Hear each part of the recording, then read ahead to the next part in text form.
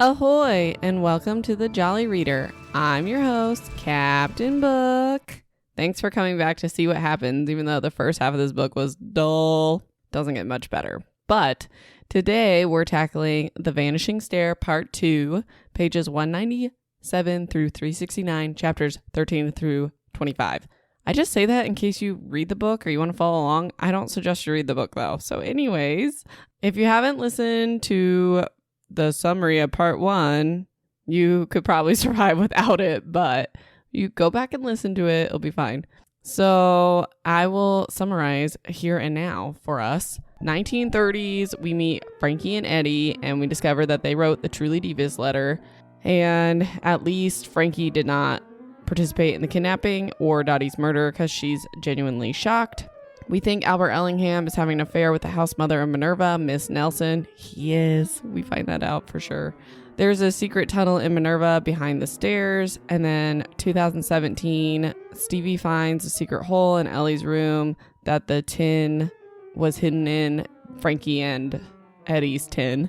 And Stevie meets Fenton, a writer who's investigating the Ellingham case. She wants Stevie to find the tunnel in Minerva. Ellie's still missing and David wants to find her. Okay. Things to look forward to. A dead body, a kidnapping, and a solved riddle. It sounds like a lot, but it's super disappointing, so buckle up. Chapter 13, shall we begin? Okay. My very first note is, oh good, I get to start off by scream ranting about something that doesn't make any sense. Yay! Okay, so it's Halloween, like the morning of Halloween, and there's going to be a Halloween party at the main house, and it's talking about everyone's costumes, even the minor characters, the biggest of who cares. And Janelle puts together a Gandalf costume for Nate, and David is going as quote-unquote sexy Sherlock Holmes for Stevie. He bought a coat that apparently cost $2,000, and he charged it to his dad's credit card, and she's still avoiding her feelings for him. Not for long, unfortunately. Talk about toxic relationships, but anyways. Side note, before they go to the party, Stevie's looking for the Minerva secret tunnel, so she's looking in the rooms and the bathrooms and stuff, and she doesn't find anything. So she doesn't believe Fenton. She's like really aggressive about it. She's like, no way, Fenton's making this up. I would know. So then it says, boom, Stevie figures it out. Okay, so what happens is they're at this party, and her and David skip everything because nothing's important. Her and David are outside, like the main hall, and she's looking at the kitchens and how back in the day they would store stuff under, like downstairs under the stairs and stuff. And boom, she figures it out. There has to be a tunnel under the stairs in Minerva. So she says that Albert even talks about under the stairs. Where do you look for someone who's never really there, always on a staircase, but never on a stair? I'm sorry. It says on a stair, not under a stair. So that's a weak connection that doesn't make any sense. And then later on we find out that's not even what the riddle meant. Oh, we'll get there. At the end I will be screaming. I'll have to turn down the record volume. It'll be like crackling. Anyways, so long story short, Stevie and David find the tunnel behind the stairs, and Nate shows up and he's like, don't do stupid things. So Stevie suggests that they get Janelle because she could get a drone to go down there and look around. But instead, David jumps in the hole, and Stevie, of course, has to follow him, and basically Nate's gonna stand guard. So Nate's not about this idea and brings up several good points why they shouldn't go roaming around in this tunnel. And Nate points out that Stevie would go because he, quote unquote, meaning David, is down there. And idiot Stevie doesn't know what he means, but there is a tunnel to explore. She obviously is a stupid girl trying to go be with David. Oh, I have. Typical girl doing stupid things because some cute, reckless boy wants them to. Horrible way to live. Nate cares about her safety and David doesn't, but who's always a stupid love interest? Find your Corey, not your Sean. But Stevie doesn't deserve anything because she's trash too, so she should find a trash can. She's so angsty. Chapter 14. While in the tunnel, David wants a fresh start with Stevie, so he goes the full disclosure route when we get his life story. So, like, kind of big, who cares, but it's, like, a little interesting, I guess. And it might be important in the third book, we'll see. So, Edward King married David's mom named Becky, and they had David, obviously. Edward wasn't around much because he was doing his political career, and Becky became an alcoholic. Becky had an incident where she burned herself in the bath because she passed out and the hot water was running. So David called his dad and couldn't reach him, and like Edward King's secretary told David to call 911, and David was like 9 years old at the time. His mom was fine, by the way. So Edward King was mad that David didn't just handle it, and that's why David doesn't associate with his dad anymore. Then, I'm assuming this will come into play at some point, but Becky got pregnant by someone else. We don't know his name, like David doesn't know him, but I think David does say that he works in politics.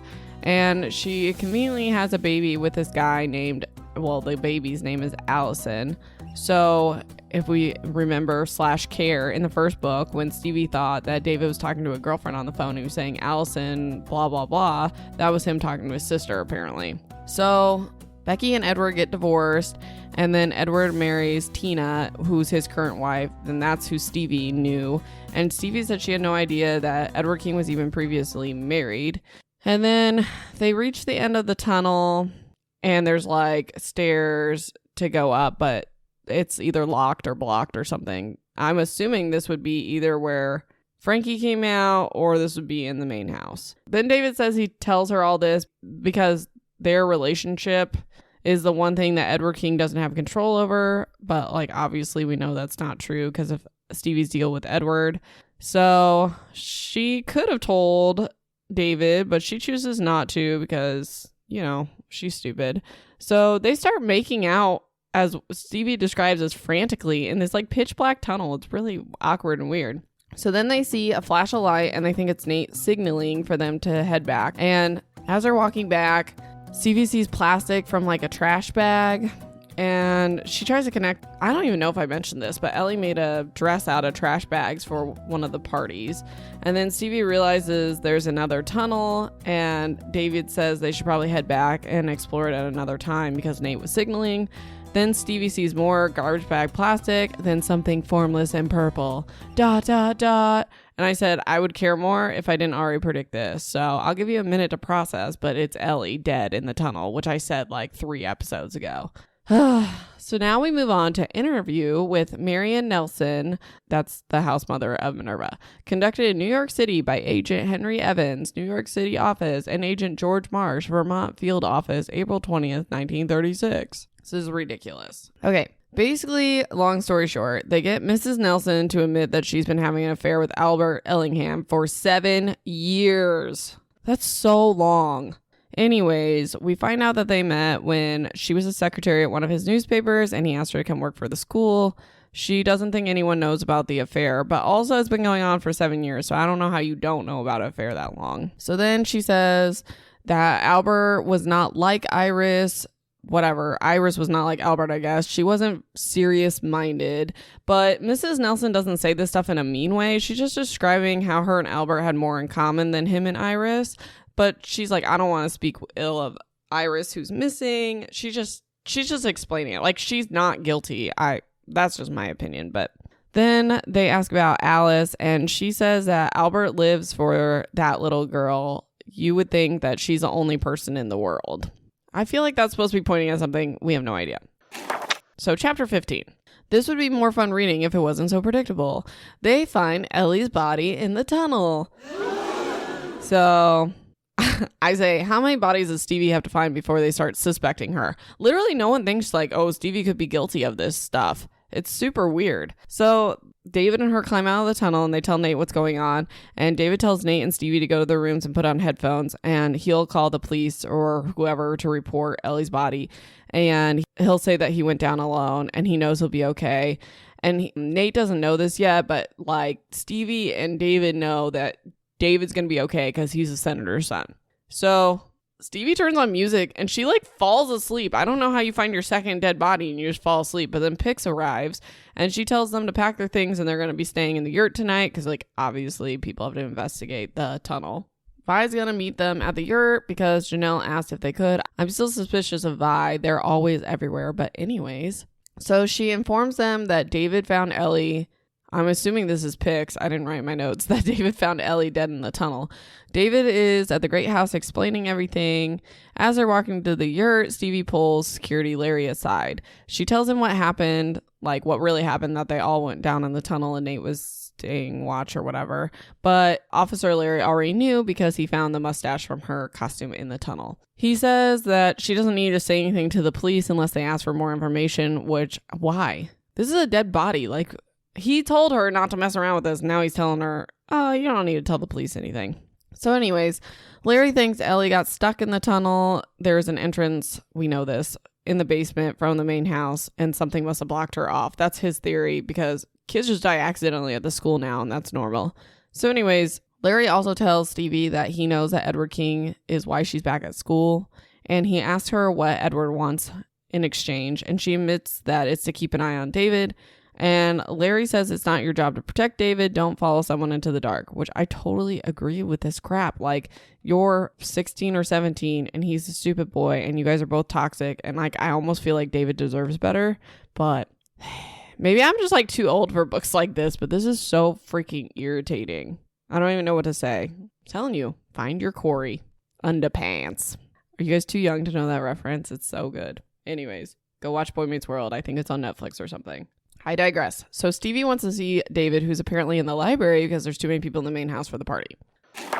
Chapter 16. Stevie describes Ellie as being wrapped in garbage bags when they find her body. So why would it be assumed that she got stuck down there? You know who wraps bodies in trash bags? Murderers. Watch one documentary. Just one. Like, everyone's like, oh, this must have been an accident. There was no camera with Hayes and she's wrapped in a trash bag. Inconsistencies. So much fun.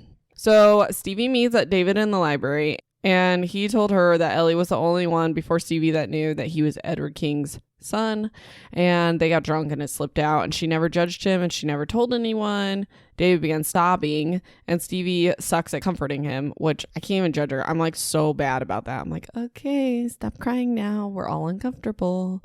So anyways, when Stevie's comforting him, she starts to wonder if what she's doing is like her own feelings or because she made this deal with Edward King. Big who cares? She could have just told David about this crap, but it's just going to blow up at some point. And then I say, oh, I guess it's going to blow up now. That took 2 seconds. So Stevie and David head over to the yurt together, and David noticed that the school is taking special care that Stevie's parents don't get freaked out because, like, as they're leaving the library, Headmaster Charles, like, makes a comment, oh, we'll make sure your parents are not alarmed about this. So David starts putting it together that his dad flew Stevie back to Ellingham. And then this says, okay, I audibly laughed while reading.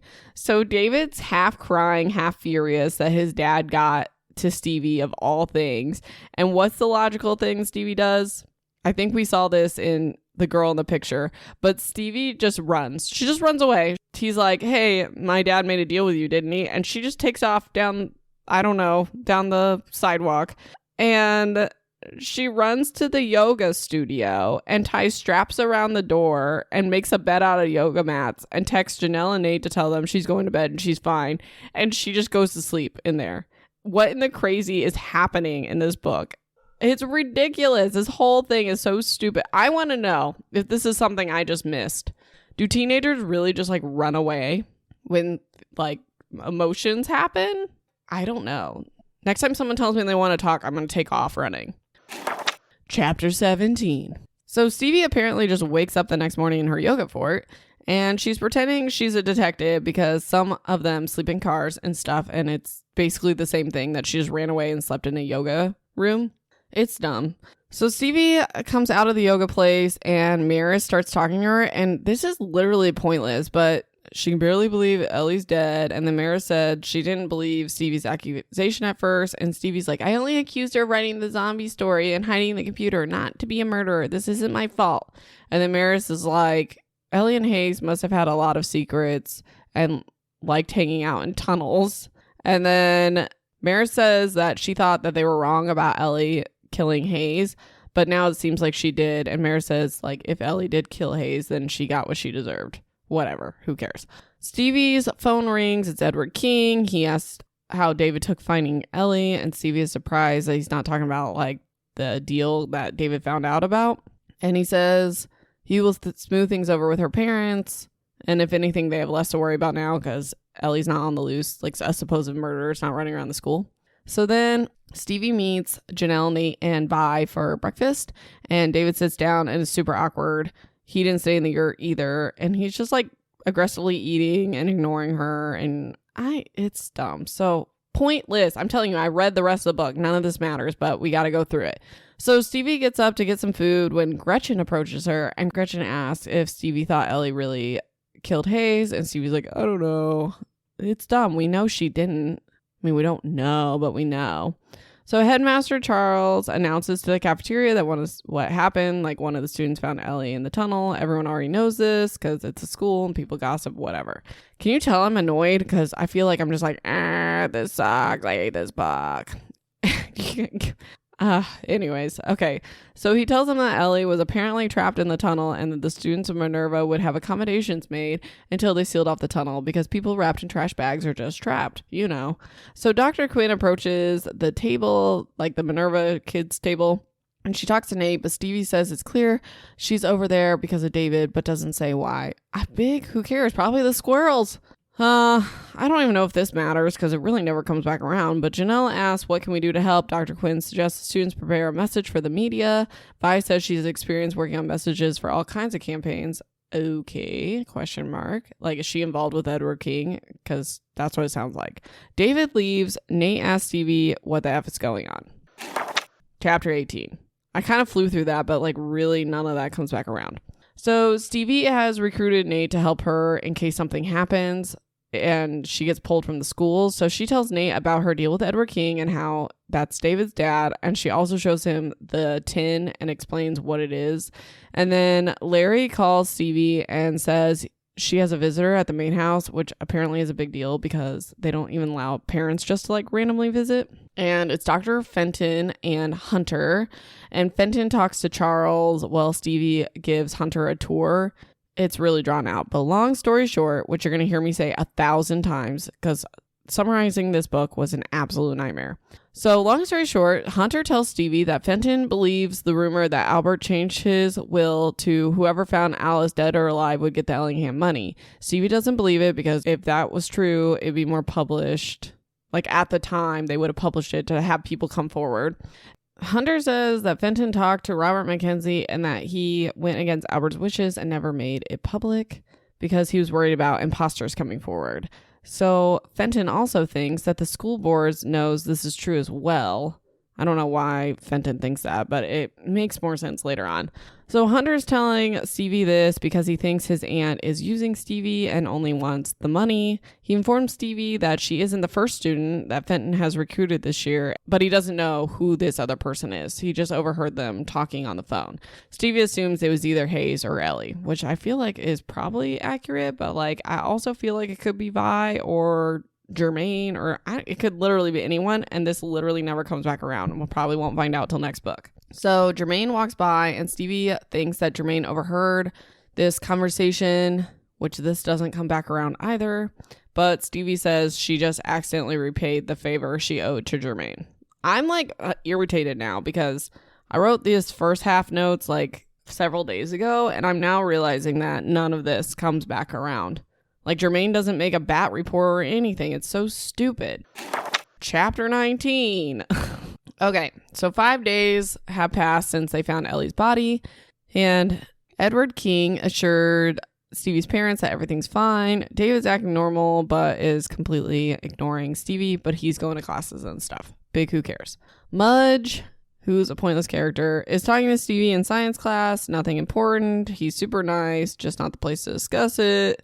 That's what my notes say. Stevie thinks Ellie must have been in the basement before to know where the tunnel entrance was because she only had a few minutes head start. So that basement's really confusing. You couldn't just go down there and be like, oh, I found a secret passage. Great. So Stevie, we even remember this. Stevie gets an email response from Ann Abbott. This is the person that wrote the cookbook that mentions Frances and her family. So the email response says that Frankie was cut out of her parents' will for something unknown. And my notes say, read page 284, the last paragraph. So let me get there. So this is in the email response from Ann Abbott. I did speak to someone in the family when I was writing the book, and I seem to remember they said that Frances may have gone to France right before the war and that she lived in Paris and had a daughter. I'll see if I can find out more. You have me curious now. Blah, blah, blah. Have a wonderful day. So I say, duh, I predicted this. The daughter of Frankie and Eddie is probably Edward King's mom. Big who cares? They don't talk about this ever again in this book either. Is it just me, or is it pretty clear that like Edward King killed or was involved in the death of Hayes and Ellie? Like, he's the only bad guy left around present day. Okay. Stevie rants about what? What is she ranting about? I don't even know. Okay, so Stevie is ranting about the will stuff, I think. And she says it's hard to believe because there's no money to be had with the Ellingham stuff. But it's like you're living there and it's clearly worth like billions of dollars. I don't even know what she's talking about. But she thinks about earlier when Dr. Quinn was talking to their table, and she talks, I didn't mention this, but she talks about the school planning on expanding. So maybe there is money to be had. Duh. And this has an asterisk. It says, I can't even complete my theory because I care that little about this whole plot. Okay, so basically what I was trying to say is that green clock that was in Albert's office that Charles moved up to his office, I think there's a will hidden in it, like Albert's will. That doesn't come around either, but I still think that. So Security Larry informs Stevie that it's his last day. 2 kids have died on his watch, so they gave him the boot. I kind of feel like that's reasonable, though. He tells her not to investigate the Hayes and Ellie thing any further. He gives her his number and tells her to call for any reason because he has a bad feeling and she needs to keep herself safe. She ends up using it, but whatever. She asks him for one last favor. A ride. To where? We won't know until I go over this next part. October 30th, 1938, 1 p.m. Says, I'm confused by this chapter. There's a lot of information, but I don't know how it all fits together. So there's that. It's Albert's perspective. It's the day he goes on the boat that blows up. It starts with, it was funny, really. The riddle had been the answer. It's not the answer. They explain it. I'm going to scream about it. So save like the last 20 minutes for me to have an aneurysm. Talks about the green clock that's in Charles' office. Got it. Okay. Copy of Albert's will. Let me read this word for word. 291. Let's see here. So first of all, it says he scanned it until he found the part that concerned him. So the last part that I read is the part that's concerning. The amount of $10 million shall be held in trust for my daughter, Alice Madeline Ellingham. Should my daughter no longer be among the living, any persons, or organization that locates her earthly remains, provided it is established that they were in no way connected to her disappearance, shall receive this sum. If she is not located, page turn, by her 19th birthday, these funds shall be released to be used for the Ellingham Academy in any way the board sees fit. So he's kind of concerned about the 18th birthday situation. So Mackenzie expresses concern about releasing a reward to the public, which we already know because Fenton says that. Whoever finds Alice gets the fortune, etc. Albert claims he knows something about his daughter that no one else does, so he will know the truth if someone comes forward. I don't know. They talk about that a ton too, but like, Lord Almighty, that doesn't come around either. How many times have I said that? 15? So Albert talks about the riddle on the Western Union slip. Where is someone never really there? Don't even get me started. So he says he finally wrote it out, but for several days was not ready to commit it to paper. He had known, does not specify what, since he first read the Sherlock book that Dottie marked. This is so dumb because now I know the answer. It's really annoying. He found the sentence she underlined and it meant something to him. And I have some problems with this. So let's dive into my mind of what I was thinking before it disclosed what all this meant. So the underline is talking about a man's head is empty and you fill it with furniture of your choosing. And I said, we know she did not know who the person was that killed her, but thought it was someone who would hang out at the Ellingham house. Guess what? The author doesn't follow that theory, and Dottie knows exactly who murders her, but we don't. Oh, I'm going to scream. So anyways, from this conclusion, I say it's not Leo because he's a teacher, or the Minerva house mother, or any of the students. And if she didn't know who it was, how could she send a message to Elder about who it was? Which is my problem. But then magically she does know who it was to get this book to keep going. It said that hundreds of people either work or visit the main house. This is wrong, apparently, but I say at this point in the book, I also believe Voracek is the one who collected the money at the Dome because he was beat up for not getting enough, of the ransom.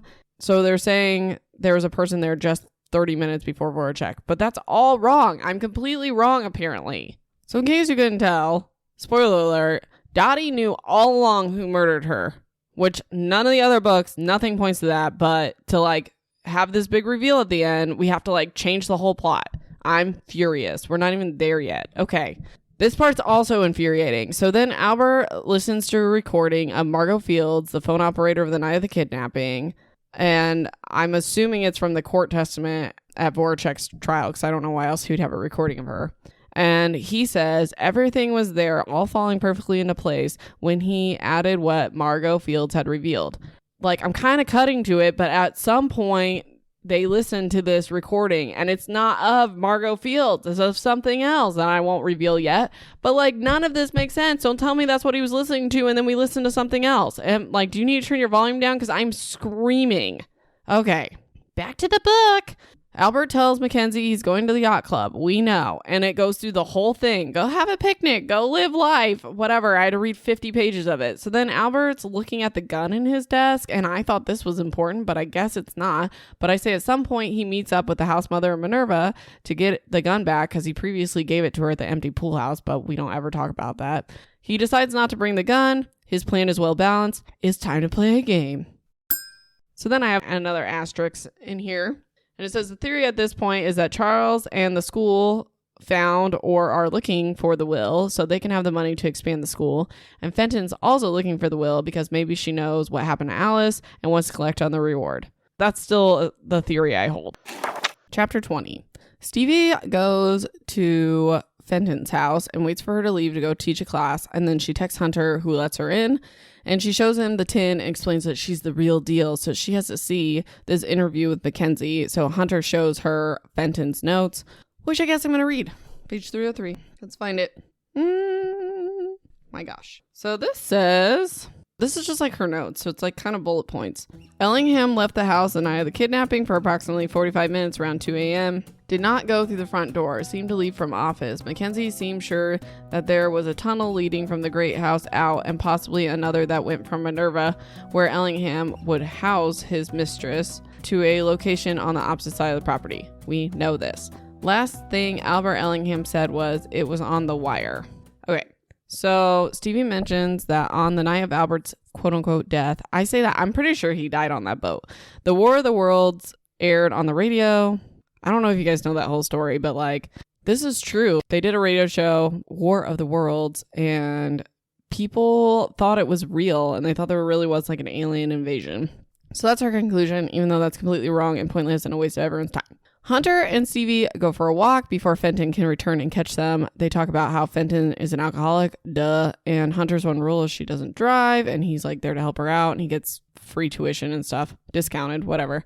Then he explains that he uses a crutch because of juvenile rheumatoid arthritis, and he's had it since he's 15. Kind of big, who cares, but like, he's not a trash human being, so I will dedicate some time on the podcast for him.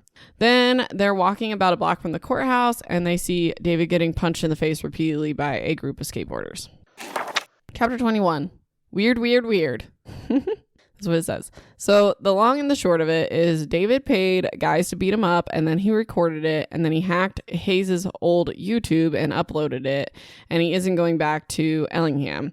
He's sorry, not sorry, that'll mess up Stevie's deal with his dad, and also he says to her that she could have just told him. He would have understood. He says Stevie waited until David found out his friend was decaying in a tunnel. And I said, David's right about all this, because I feel like he really would have understood. Like, she's like, hey, your dad, the only reason he sent me back was blah, blah, blah, this deal. David would have been like, okay, I'm glad you're here. And I'm glad you told me. And I'm glad, like, your feelings are real. And he's basically like, I open up to you about my family and stuff, and now I know not to open up to people. Stevie's trash, whatever. She starts crying. He walks away. You go, David. Stevie sucks. Okay. So Stevie tells Janelle that David's Edward King's son and about the deal she made with him. Like, big who cares? She makes it seem like I'm confiding in my friends. I'm awesome. So Janelle tells Stevie that she should tell Pix he doesn't plan on coming back to Ellingham, he being David, and about the video. Stevie can tell David's doing all this to send a message, but can't figure out what. Snooze.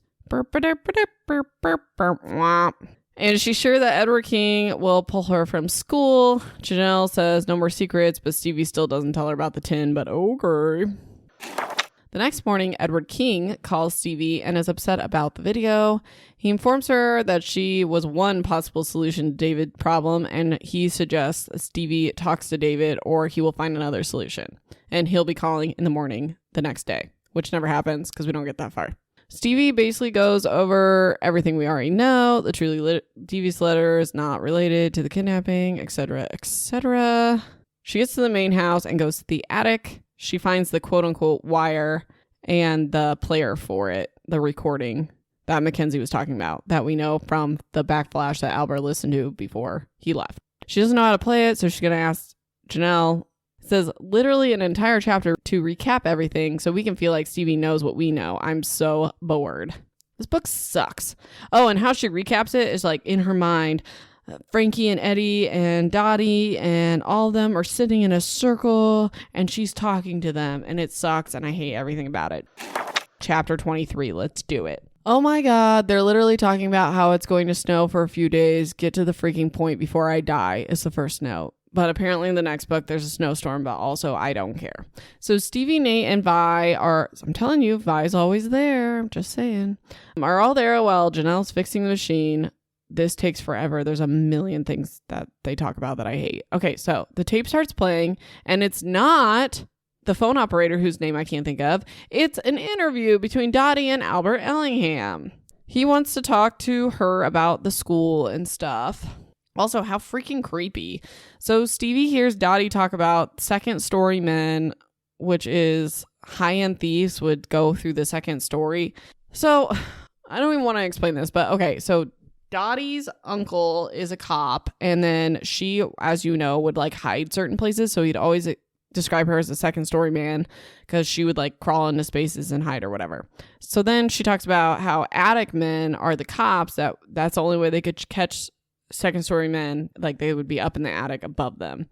This triggers Stevie to run to the library immediately without finishing the wire recording. Does anyone know what all this means? Because it's pretty obvious. I'll get there in a couple of seconds though. So Stevie gets out the Sherlock Holmes book that Dottie marked up. I have in like caps. Dottie doesn't recognize the person, so how can she leave a note? But apparently that's wrong. So what she underlined was, I consider that a man's brain originally is like a little empty attic and you have to stock it with such furniture as you choose. And they also say that in the book, a body is found with the word I can't pronounce. It's German, spelled R-A-C-H-E, and it means revenge. Like, so irrelevant. Anyways, Stevie figures out who kidnapped Iris and Alice. It doesn't say, but I say Marsh, duh, because the attic's referring to the police. Revenge when Albert blew up the boat with Marsh and himself on it. David's paying to be beat up. Marsh could have had himself beat up to look innocent, and that's why he was doing the money drops, which I'm a little bit wrong about that, but that would have been a better plot than the actual plot. Okay, so Stevie calls Fenton. Fenton says, not now. I'll call you back in a bit. The kid is there. The kid is there, and then hangs up. And then, I don't write this in my note, but at some point, Stevie texts, can't remember his name, whatever, Fenton's nephew, and it's like never read. The text isn't read. Okay, bad things are happening. Ooh. October 30th, 1938, 5 p.m. Albert and Marsh are on the boat. Albert explains to Marsh the marking in the book and explains what I already told you about, how it's referring to a police officer. Then Albert tells Marsh the boat is rigged with a bomb attached to the rope and they'll both go up if Marsh doesn't tell him exactly what he wants to know. ... And then I have asterisk. Marsh talked to Frankie about the cutout letters, a Truly Devious letter, so he could have used it to cover up his own crime, which is kind of what happened. Okay, chapter 24. Stevie talks through what we know, another wasted chapter. She calls Larry and says she solved the case, but she doesn't say it's Marsh. She just says, oh, I solved the case. Then she says something's wrong with Fenton because she won't call back, and Hunter, that's his name, didn't read his text, so Larry's going over there to check on her. October 30th, 1938, 6 p.m. We kind of figure out what happened, so this is like semi-interesting, but it also makes zero sense, so let's do it. Albert's talking to Marsh and explaining all the things he found while investigating, including the cocaine that Leo had that Iris was taking. It does not say this, but I'm saying, is that what was in the compact that Flora went all the way and wasted 6 chapters of my life to go get? Really? Because it's never brought up. Really? It was just hiding cocaine. Really? I mean, cocaine's bad, but 6 chapters worth of nothing? Okay, my next note, get ready, says WTF, okay, riddle time, I'm furious. Okay, are you guys ready for this explanation? This isn't even me, this is what the book says. Okay, are you ready? Always on a staircase, but never on a stair. What do you get when you remove stair from staircase? Case, right? Okay. Who's always on a case? An investigator. Who's someone who's never really there? The guest who isn't a guest. The police officer there to protect, never part of the crime. Marsh is the person standing on the vanishing stair. Please tell me before I scream how that riddle is even good. It's so diluted, and it doesn't even point to anything. Oh, what staircase without the stair? A case. And then the part, my husband, this drives him crazy. Who's someone who's never really there? A guest who isn't a guest? What? He's there all the time. This is so stupid. Like, I could think of a better riddle in 3 seconds. What kind of wound can you only see in a mirror? The one from a knife held by a friend so dear. Getting stabbed in the back. Wow, that took me 3 freaking seconds. Oh, I'm irritated. Okay, shall we move on? I can't. I will scream about this for 10 hours. This book makes no sense and it's lazy. Dottie apparently knew who Marsh was, but the very first chapter of the first book, she can't even tell us if it's a man in the room. So, like, someone explain that to me.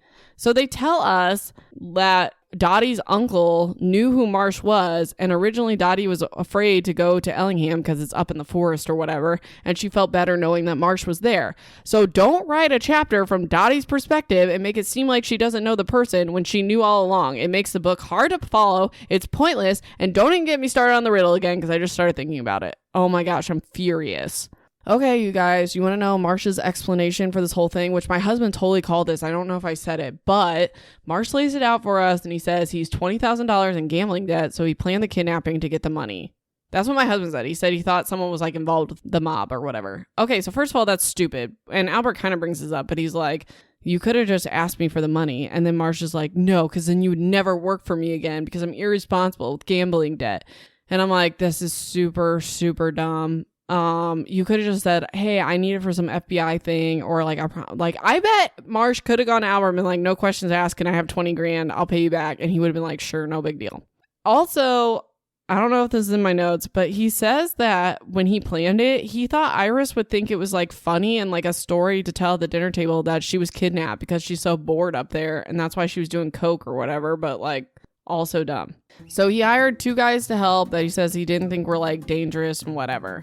He told the phone operator to patch Albert to a payphone instead of his house and say that she was like patching him through to Marsh's house. And he tells her to lie because of FBI business, and that's why her story is sketchy. Big who cares.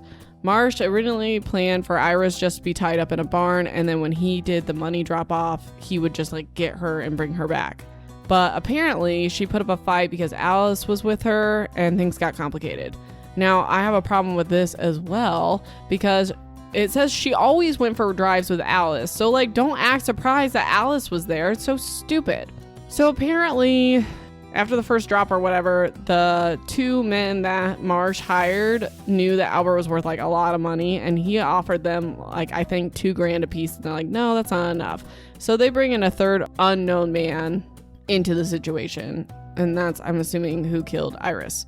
They really did beat up Marsh and demanded more money after that, and Marsh was out of control of the deal, and the second drop-off was, like, real. Like, he didn't plan it. Marsh did kill Dottie. She fell and hit her head, which we know all this, and to basically put her out of her misery because she was, like, squirming around and stuff, he took, like, I don't think he knew what it was, like a pipe or whatever, and he knocked her, like, killed her, hit her in the head. And he also says he's the one that knocked Albert out at the first drop-off. The plan was always to frame Voracek, and Voracek wasn't involved at all, but Marsh doesn't know who shot him at the courthouse. And that's kind of just like brushed off, like, oh, it was probably like people Voracek knew or whatever. Big who cares.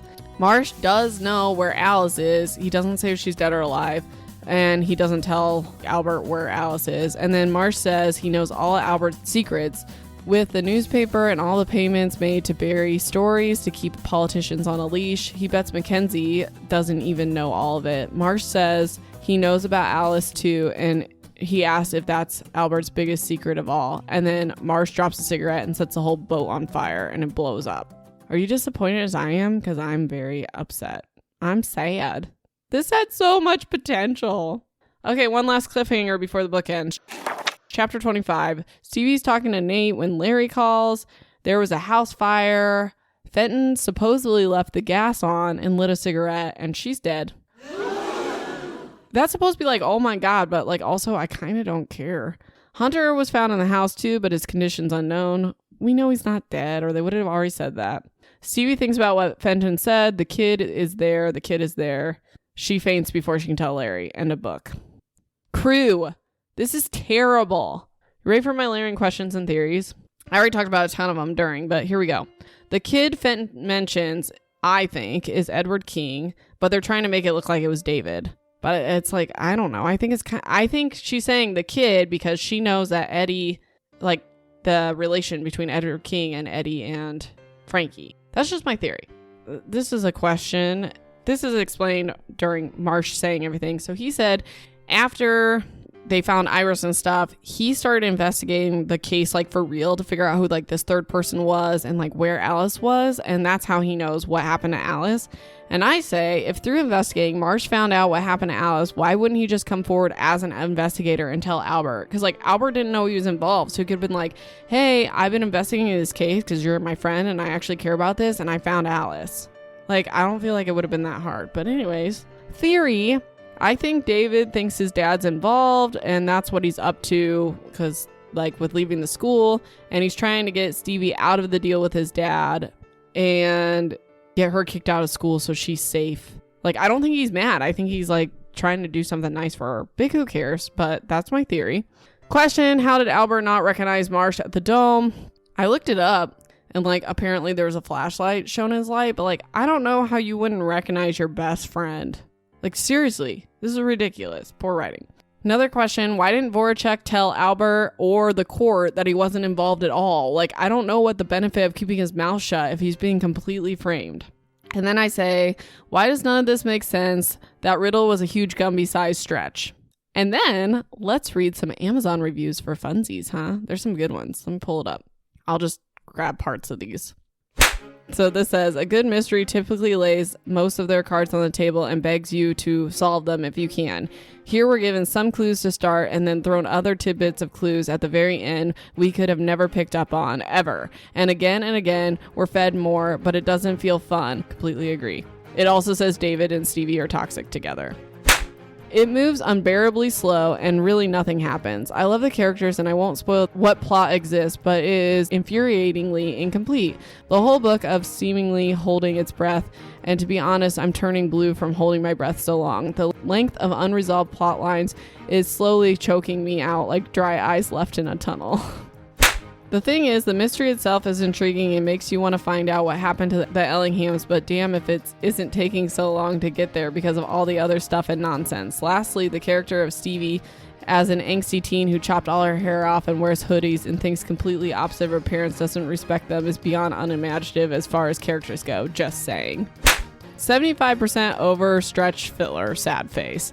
It is full of unnecessary internal dialogue and overstretched treatment of trivial situations. Certainly most of this second book could be discarded with no harm to the plot or its environment. This second book adds little, merely prolongs. Based on this middle book, I expect this third book to be at least half filler before arriving at a completion that should have been placed as final chapters in the first book. This one says bloody awful, drawn, and repetitive errors. Dang. If I'd known the first book was going to be a cliffhanger, I wouldn't have bothered, then stupidly toiled through the redundant, frustratingly slow second book, and still neither the old case nor the new case were fully solved. I feel like I was reading something I wrote in junior high, but had to reach a certain number of words for it to be counted as a book. Ugh, I don't even care who did it anymore. I feel you. So I hope that was fun for you. Okay, next we're going to be reading The Hand on the Wall, which is the final book in the series. And on the cover, there's a paintbrush, so I don't know if that's referring to Leo or Ellie, I suppose, but that's a tidbit. So I'm going to read the back in typical dramatic fashion. Schools should not be famous for murders. Ellingham Academy must be cursed. 3 people are now dead, 2 on campus, and now an accident in town that has claimed another life. All at the exact moment of Stevie's greatest triumph. She knows who Truly Devious is. She solved the greatest case of the century. At least she thinks she has. With so much tragedy, and with David missing, disappeared, and definitely up to something, it's hard to focus on the past. But Stevie is sure that somehow all these things are connected. The 3 deaths in the present, the deaths in the past, the missing Alice Ellingham, and the missing David Eastman. When a horrifying accident and impending snowstorm forced an evacuation of Ellingham Academy, Stevie realizes it's time to stay on the mountain and face the storm and a murderer. Which is Edward King, like it's kind of obvious, right? Okay, thanks, as always, for listening. You can find me on Instagram and Facebook at the Jolly Reader Podcast. Sorry, I don't post on Facebook as much. I post a lot more on Instagram. But anyways, subscribe so you can instantly download the next episode if you care. Or you can just wait until I start a new book because these are terrible. But I hope I've made it entertaining. If you're on Apple Podcasts, please leave a review to help other crewmates find this podcast. Share with everyone you know. Share with your friends, your family, your trash people. I don't care. Share. Stay tuned for your weekly dose of secondhand embarrassment via the outtakes. And I will talk to you next week or maybe 2 weeks. I might take a break between books. I will talk to you next time for part 1 of The Hand on the Wall. Until we sail again, this has been the Jolly Reader. Bon voyage. Hey, made it to the outtakes. Let's do it. Testing. This book is truly horrible. Vanishing of my happiness. Okay, let's see how this does. Ahoy, and welcome to the Jolly Reader. This is way too loud. I have to turn it down. So, take a sip of my coffee because I'm already over it. We're 5 seconds in. Full disclosure, like he goes to full disclosure. David in the library Chapter 17. Sonny, stop! I need to pause this for a second. Okay, never mind. I don't know. Oh, I gotta find my place in my notes. I suck. Okay. Okay. The amount of $10 million shall be held. I cannot talk. Big, who cares? She makes it seem like I'm confiding in my friends. I'm awesome. Waffle, stop chewing on a bag. Oh, I gotta kick my cat out. He's a butt. Ow. Oh my goodness. Okay. That she should. I need to adjust this. Sorry. Stevie. My first Steven of the recording. Chapter 22. The next morning, I am Ellie, and you are listening to my mom.